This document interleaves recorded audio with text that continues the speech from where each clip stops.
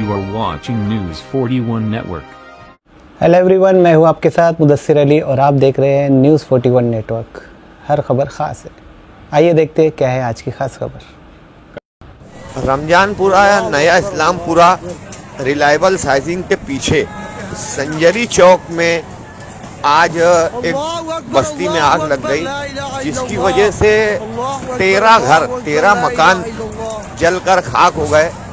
आग रात में 3:55 पे लगी और सुबह 7 बजे तक इसे बुझाने का काम किया गया। फायर ब्रिगेड की गाड़ी और अतराफ के कारखानों की बोरिंग चालू करके आग को पर काबू पाने की कोशिश की जाती रही, मगर बारीक छोटे पटरियों के मकान होने की वजह से आग पर काबू पाना मुश्किल था। पूरे 13 घर जलकर खाक हो गए। घर की डिटेल और नाम नंबर कुछ ही देर के बाद वक्त में ग्रुप में सेंड किया जाएगा।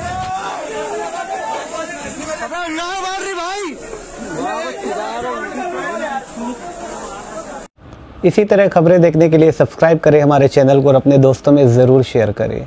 आज के लिए बस इतना ही। देखते रहिए न्यूज़ 41 नेटवर्क, क्योंकि हर खबर ख़ास है। Have a good time.